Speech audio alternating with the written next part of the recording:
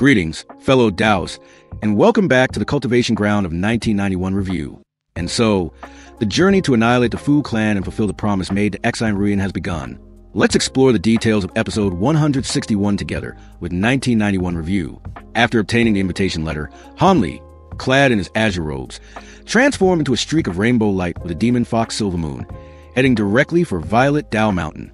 At this moment, the entire Fu clan's immortal fortress was immersed in a dazzling radiance, its spiritual chi soaring to the heavens, all in preparation for the grand 400th birthday celebration of the Old Ancestor Fu Tianhua. The Old Ancestor's expression was jubilant, for this was a momentous opportunity to solidify the cultivation clan status, especially with the presence of two great protectors from the Devil Flame sect, who had condescended to come and offer their blessings. Han Li hid himself within the bustling crowd of cultivators, his ice-cold gaze observing the lively scene. As soon as he reached the mountain gate, he saw two core formation stage cultivators from the Devil Flame sect arrogantly striding in. The Fu clan immediately cleared a special path for them, welcoming them with the reverence one would show an emperor.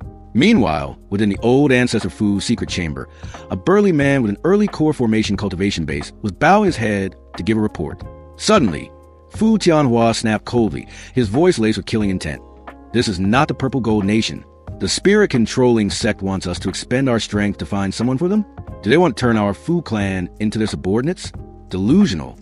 Hearing this, the burly man replied deferentially, "Seventh uncle, please calm your anger. For the spirit-controlling sect to be this anxious, it must be no small matter." They didn't specify who they're looking for, only that they want us to pay attention to any strange phenomena occurring in the Origin Martial Nation recently, and to report to them immediately if there are any. The old man Fu pondered for a moment before speaking, a profound look flashing in his eyes.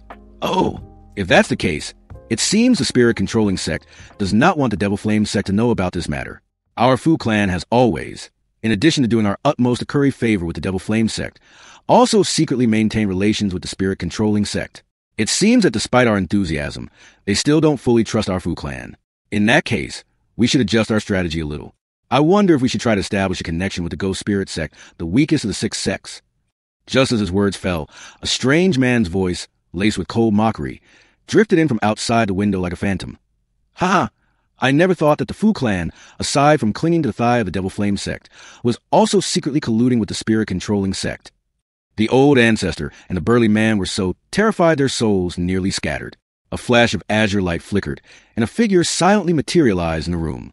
Sensing the abyss-like aura of a mighty Nascent Soul stage expert, the Old Ancestor suppressed his trembling, cupped his fists, and said, "Senior, your esteemed presence graces us. This Fu Tianhua failed to welcome you from afar. I beg for your forgiveness."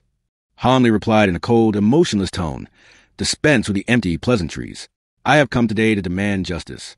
Fu Tianhua pretended not to understand, bowed his head even lower. "So, it is a Nascent Soul stage, senior. I wonder, what commands might the senior have for this junior upon your esteemed arrival?" Han Li looked at the old man, the corner of his mouth twisting into a strange smile. "I've come to collect a debt." Upon hearing this, the Old Ancestor's face turned deathly pale, and he cried out in alarm. "Senior must be joking. It seems to be this junior's first time meeting senior. Could it be that senior has misunderstood something?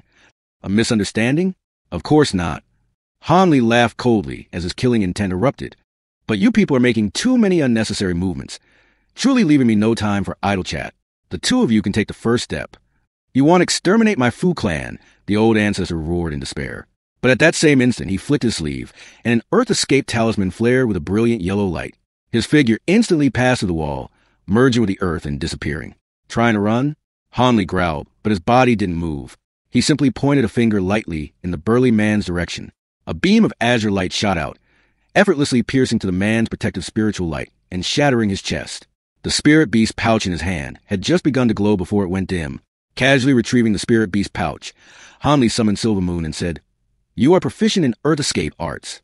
That old Fu clan fellow is yours to handle." Silvermoon bowed her head slightly and then dissolved into a wisp of silver smoke and vanished.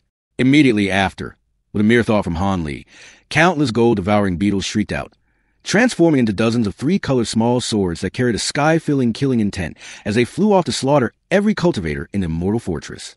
Deep underground, the Old Ancestor Fu desperately burrowed through the earth, his mind consumed by the sole thought of self-preservation, abandoning the fate of his entire clan. He consoled himself that as long as he was alive, the Fu clan could one day stage a comeback. Just as he thought he had escaped the bounds of the fortress, a charming female voice, ethereal as a dream, echoed by his ear. Your escape technique speed is truly too slow. Silvermoon, in the form of a peerless beauty, appeared before him, her lips parted slightly, exhaling a puff of pink mist. The moment the old ancestor inhaled it, his spiritual power stagnated, his body went limp, and he collapsed into a coma. Silvermoon waved her hand, and a silver-white crescent moon descended, sending a splash of blood-red light everywhere. At the same time, in the main hall, hundreds of guests were raising their cups and chatting. Suddenly, several blood-curdling screams from outside silenced the entire banquet. The core formation stage elder of the Fu clan tried to calm everyone down and sent 2 disciples out to investigate. Immediately, 2 more screams rang out. It was clear the 2 had been killed on the spot. Another disciple tried to cast a voice transmission talisman for help, but it was struck down by an unseen force.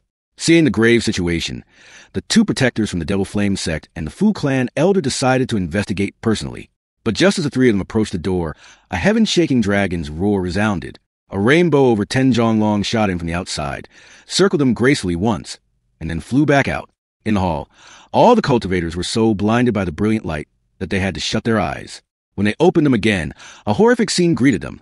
The dozen or so Fu clan members in the hall, from stewards to disciples, had all been decapitated. As for the 3 core formation experts, their bodies had exploded into 3 piles of bloody flesh. In the center of the carnage stood a tall figure holding a blood-fiend saber, dragging the headless corpse of the old ancestor Fu. He bellowed, his voice like a clap of thunder. From this moment on, for the next hour, no matter who you are not permitted to leave this room. Otherwise, I will immediately send you down to the Yellow Springs. And that is where episode 161 of A Record of a Mortal's Journey to Immortality concludes. Farewell for now, and I hope to see you fellow Taoists in the next chapter. If you have any further suggestions, fellow Taoists, please leave a comment below.